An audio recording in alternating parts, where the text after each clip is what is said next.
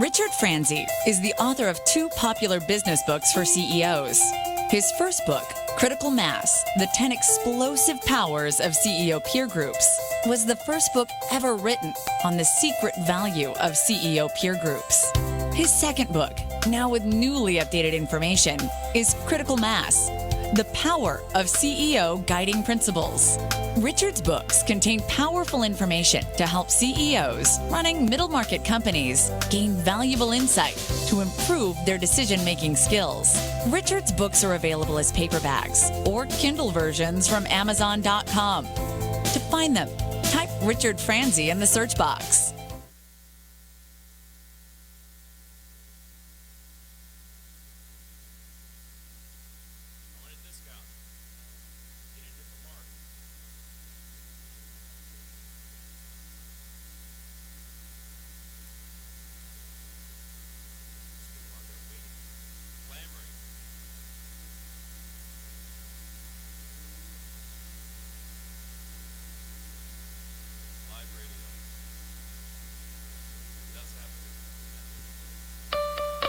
If you are an Orange County business executive, this message is for you. Do you ever feel isolated with no place to turn for advice or feedback? Who holds you accountable to your commitments in your company? Where do you find the right resources to help you and your company grow? If you have these questions, then Critical Mass for Business might be the answer for you. Critical Mass for Business is committed to helping you make better decisions. These are groups of peers running businesses just like you, providing a great sounding board to test ideas and concepts, review plans and goals, and present issues and opportunities for discussion. The result is improved strategy, accountability, people, and execution skills. If you are interested in learning more, go to www.criticalmassforbusiness.com and learn more about our executive peer group.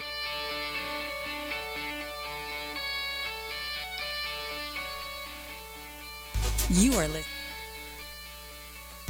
are listening to the Critical Mass Radio Show, Orange County's business talk show, focused on exploring topics of interest to CEOs who are leading middle market companies. With your host, Richard Franzi. And welcome to this edition of Critical Mass Radio Show. I am your host, Richard Franzi, and this is podcast number 1002. As a nonprofit, Crystal Cove is working to renovate and preserve the historic district's unique culture, nature, and resources for future generations. President and CEO of Crystal Cove, Alex Hobbs, joins us to tell us more about the organization and its future. If you'd like to learn more about the radio show or the CEO peer groups that I lead, please visit my company's website, criticalmass4business.com. Or if you know someone who might make a great future guest, like Alex is going to be, please call or even text me at 949-887-4104. Alex, welcome to the show. Thank you so much. It's great to have you here. I've been excited to have you here since we met on that, I think it was a chilly February day or whenever, down at the property. Beautiful location. Can you tell us, before we talk about Crystal Cove, can you tell us a little bit about you and your background and your path to the organization? Of course. So I came to Crystal Cove after being the president of Heal the Bay up in Santa Monica, California. And there is kind of where I got my start. I started there in 1993. Wow. And it was a beginning part of the organization, Heal the Bay, and I was working on educational programs. Now, Heal the Bay focuses on advocacy and water regulation and policy. Which is a big issue in California. It's a very big issue. Especially in Southern California. Right, and protection of public health from a beach standpoint, so people using the water, right. Surfers, swimmers. And I really appreciated the educational part of the organization and built a lot of the programs that are still with the organization today, because I felt that anything that we're doing from a policy standpoint or from an advocacy standpoint, that the next generation needs to understand why those decisions were made, why those policies were created, because the next generation is going to be faced with even more difficult decisions than we have today. So that's kind of where I focused my career. I actually changed my major major from biology to political science because I thought I could solve more of the world's problems, understanding the policy and going that direction. Sure. So sort of fast forward, I've been in this industry now almost 25 years. And to fast forward to today, I was leading the organization and just had one of those things happen where a recruiter calls and tells you about an incredible job. And my first thing was to try to help them get a great leader. But then Sure. I fell in love with Crystal Cove and the depth of the organization and how much we do down there. Excellent. So we're talking with Alex Hobbs. She is the president and CEO of Crystal Cove. So for those that are listening, that are even here in Orange County or Southern California that may not be familiar with Crystal Cove, or certainly for those in other parts of the country, can you briefly explain what it is your organization is responsible for and what you offer to the public? Sure. So we're the nonprofit that's behind the operation of Crystal Cove State Park. We have a partnership with Crystal Cove State Park to handle the operations of the cottages that most people know us for. So the cottages are places where people come and join us and have an overnight stay. But there's another aspect to the organization that not a lot of people know, and that's our educational programs.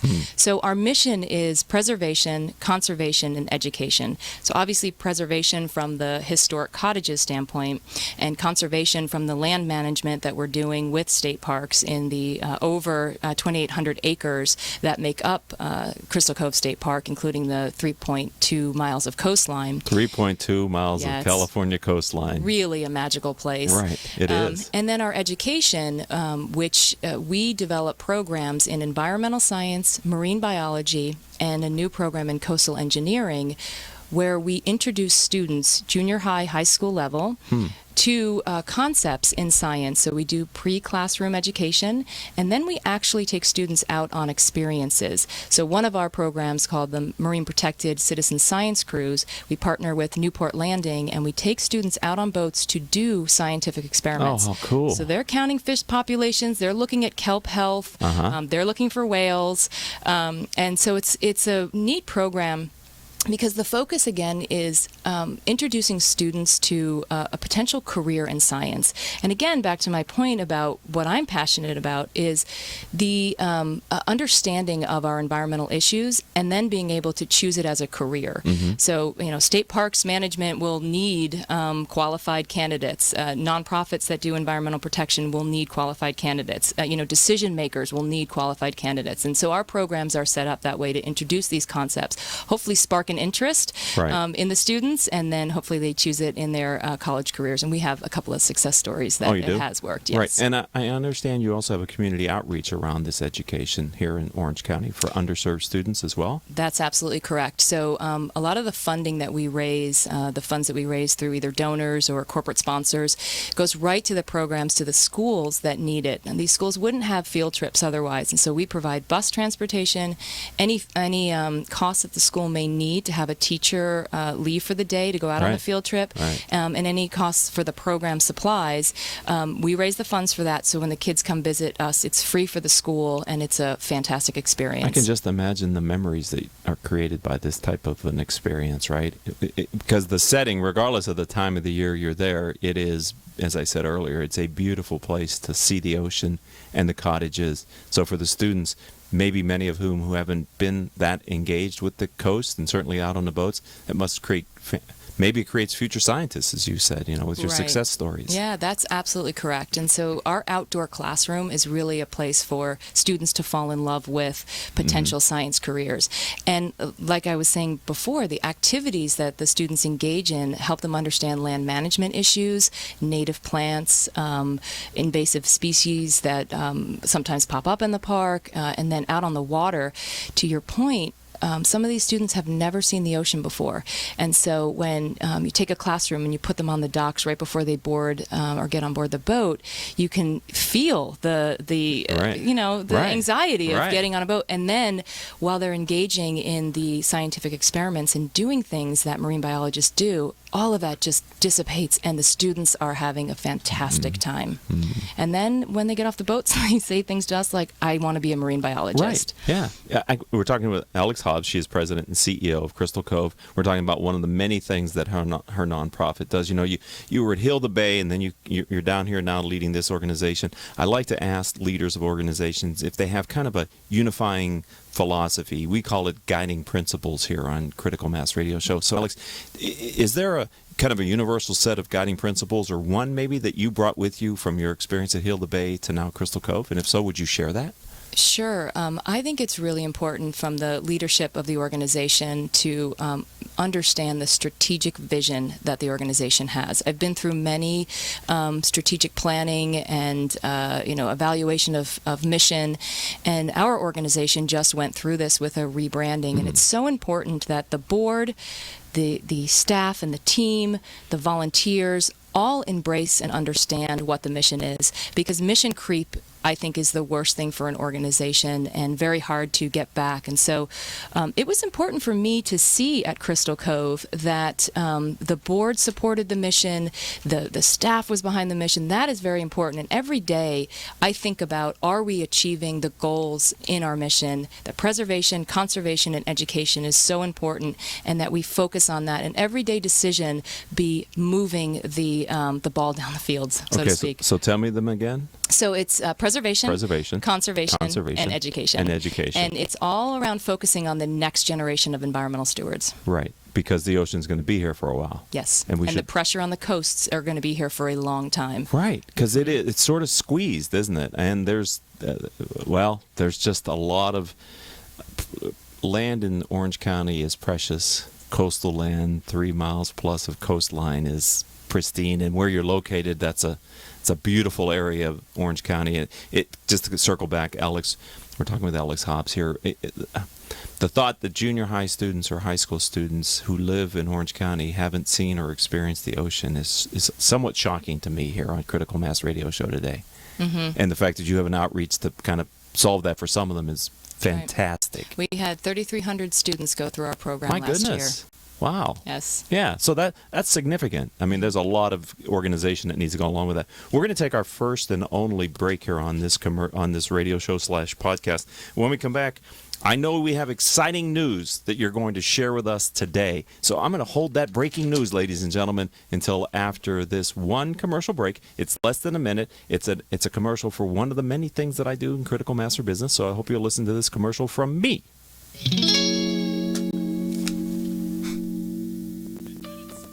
If you are an Orange County business executive, this message is for you. Do you ever feel isolated with no place to turn for advice or feedback? Who holds you accountable to your commitments in your company? Where do you find the right resources to help you and your company grow? If you have these questions, then Critical Mass for Business might be the answer for you.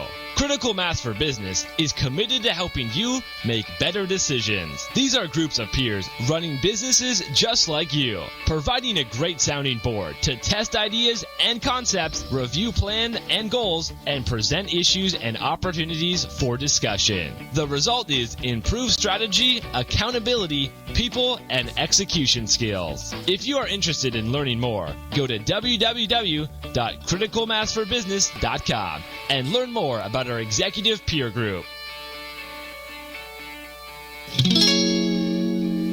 And welcome back to this edition of Critical Mass Radio Show. I am your host, Richard Franzi. All shows can be heard any time of the day or night from iTunes, Stitcher, several hundred former guests' websites whose chief executives have been on our show, and the company has put the player on their website.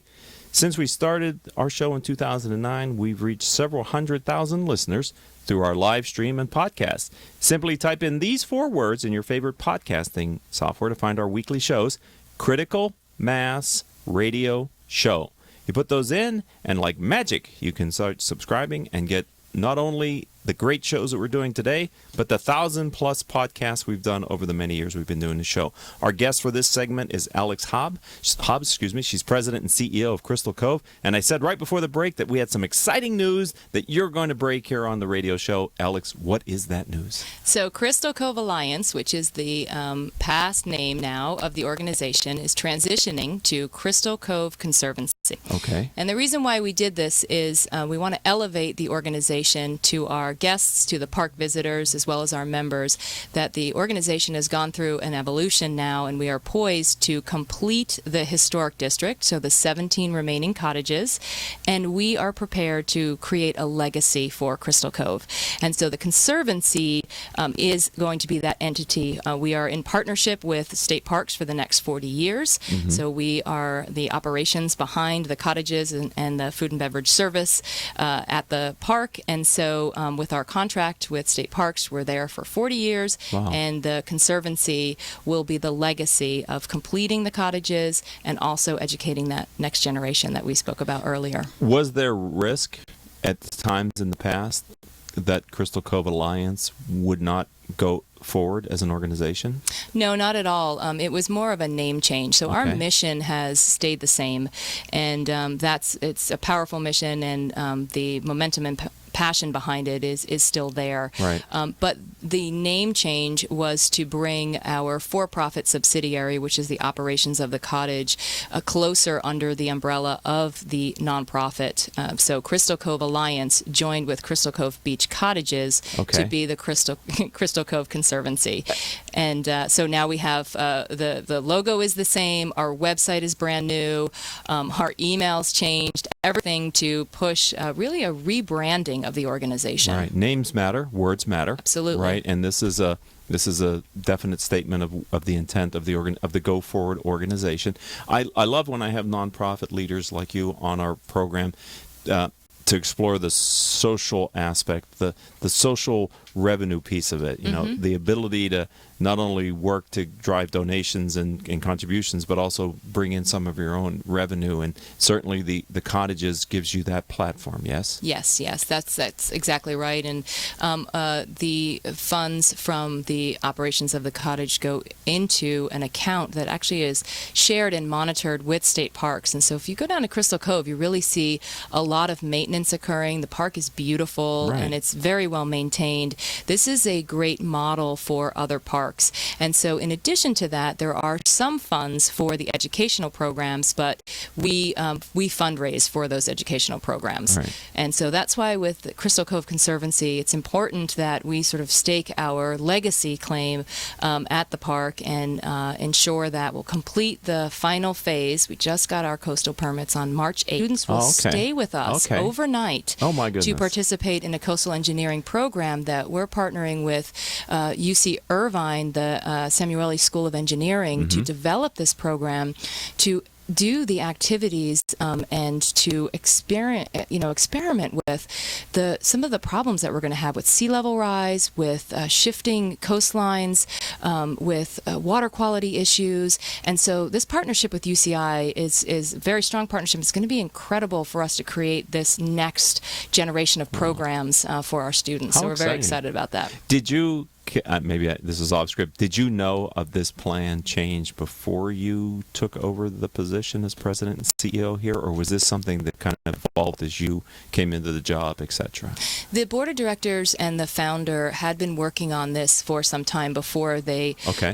So I did know that this was a potential. Definitely, when I came on board, I knew it was something that was important for the organization to be rolled out correctly and done correctly. And the team at Crystal Cove is a truly amazing group of people, and so there was a lot of brand harmony, as we called it, that happened throughout the process. And again, that led back to a strong mission statement that we all agreed on and were passionate about. So it was something that was already in the works, and I was real proud to bring it across the finish line. Yeah, this is great, and I'm honored that you chose Critical Mass Radio Show and octalkradio.net to be the place that you came to speak about it publicly. So thank you for Absolutely. your generosity and your time. I know you're very busy today. Speaking of busy, can you tell us about, on the fundraising and future events side, what type of activities, if someone would like to learn more, get more involved, maybe even come to these events, can you talk about what you guys do throughout the year that kind of focuses around fundraising? Sure. So we do have a membership. And so that's just a nice way to kind of end your day with milling with our members and our team to talk about what's happening at the Cove, and then have a lovely movie night on the beach. It's really, it's a fun night. I have images in my mind of what that must be, and Right. looks in my mind it looks pretty good. Yeah. So we just did an overhaul of our membership program, and Okay. with our new website, with the rebranding at crystalcove.org. So it's very simple, just www.crystalcove.org. You can see our membership program. So that's one way to get involved. Also, we have a lot of summer events. That's also on our website. We've got community days on Wednesdays from 10 to 4. There's sea glass wrapping. There's plein air art painting that happens. There's also historic tours that go on at that time. So those Wednesdays are great for the family or anyone that wants to get involved. So then also we have our big soiree every year, and that's on October 7th. And it is right on the bluff at Crystal Cove State Park. We don't do the program till after the sunset, so everyone joins us at cocktail hour for the sunset and silent auction. And then we go into a tent, and our sponsor, Pelican Hill, puts on an incredible meal and dinner service for us, and we are so grateful to their sponsorship. And it's a night of about 450 of our closest friends, and so that's a way to get involved. Is that too. by invitation only then? No, or is it open? People can buy a ticket to the evening or a table and become a sponsor. Okay. And again, you can find that out on our website, crystalcove.org. And so that's a great way to get introduced to the organization. October 7th. October 7th. Wow. So for those of you that are listening to us live on octalkradio.net, you have some time. And if you're listening to us a podcast, if it's not October 7th yet of whatever year, or at least October of whatever year, you have the opportunity to think about going. I think an October evening on the coast sounds really like a great night out, right? Yeah, really, really beautiful night. Where do you see the organization going in the future? So our main priorities are the completion of the park, so the preservation of the remaining cottages. There are 17 cottages in the North Beach that still need to be restored. How many total? The 46 total. Okay. And so once we restore those remaining cottages, then the historic district is complete. And right now, if you go down to Crystal Cove, these cottages are fenced off right now. And like I said, we got our coastal permit, so that's one step in starting to restore them. And we're doing our estimates on the final cost, so that'll be our next announcement when we announce how much it's going to be to restore those cottages. Is that going to be a capital raise? Yes. Okay. Yes, absolutely. Sorry to interrupt you, but, no, that's fine. And so we will need support from the community. It will really take all of us to finally complete those cottages. And it's 22 more keys available for overnight stays. So I know that people have a hard time getting an overnight stay in our cottages because they book up very quickly. Yes. So once we get this complete, there'll be 22 more opportunities. And that might be the best value in Orange County if you want to spend an evening or a day night on the coast. Crystal Cove Conservancy might be the best value you can find in the county. It's unprecedented. It is. It really which is why there's so much demand for them. Right. But well worth the effort. Mm-hmm. Okay. So that's a focus. And then growing our educational programs, because we have such an incredible outdoor classroom. Right. And yes. And there's so much to be taught about the ocean and the need to protect it. I mean, you know, because you've lived the water quality that is in the water. And it's one of those things that if you don't learn about it, you don't know about it. But when you start to learn about it, you realize you need to have people involved in protecting the quality of the ocean, yes? Right, and absolutely. the health of the ocean. And just to think about the decisions that the next generation is going to be faced with when it comes to sea level rise, flooding, water quality issues. This is where it starts. We want to inspire the 6th, 7th, 8th grade to introduce students to these concepts. So when they hear it the next time, they have a sense of either what the vocabulary word means or what it meant to them participating in that activity. And so we really want to inspire our students, and hopefully they choose it, because we are going to need a group that's going to follow in our footsteps. Yes. We're creating something, a legacy, and we need to hand it off to the next generation. So Alex Hobbs, if someone would like to learn more about the Crystal Cove Conservancy, how do they find you online? You said it before, but say it again, please. crystalcove.org is our website. So simple, crystalcove.org. And then for me, it's Alex at crystalcove.org. The trick there is Alex is ALIX. So it's Alex at crystalcove.org. And please visit visit us on the website. Please come out to one of our community days, which is Wednesdays in the summer. Right. And that's a great way to get to know us a little bit better, and reach out to us anytime. Are you looking for board members, or is your board at capacity? Our board is at capacity, so Okay. we have 15 board members at this time, but we are always open to speak with people who have are passionate about saving Crystal you have Cove committees and other things, I would assume, right? Exactly. So exactly. I love having nonprofits on because to be successful, you are really required to have a strategic vision that you implement against and a plan that I think many for-profit companies of a similar revenue size or organizational size could learn some best practices from being on the board of nonprofits. If they're business owners, then to take some of that thinking back into their organization where there's that consideration of the future. And what are we doing today to get us 40 years down the line? Right. So I think that's another, other than doing the good work of the organization, there's a lot that a business owner can learn about running a successful business from being an active member on a board of directors. Right, absolutely. I mean, daily decisions are also decisions that affect your future. Right. So I would say nonprofit leaders have to be thinking about the daily issues as well as thinking long term. So you kind of go to that 50,000 foot level right down to the ground and then back up to 50, all within an hour. You can do it about 6 times. Right. And so that's why I've always appreciated nonprofit from that sense of also you get to work with so many different other entities. So, you have to work with a bank one day and then an advertising firm the next day. You have to be a PR expert. You have to be a financial expert. And so that's just what keeps me going and why I love working for nonprofits. Thank you for giving up your time, being a friend of the program and a part of the critical mass community. We're going to have you back on. I love what your organization is doing down there. And thank you for choosing to be here today for this big announcement. I appreciate it, Alex Hobbs.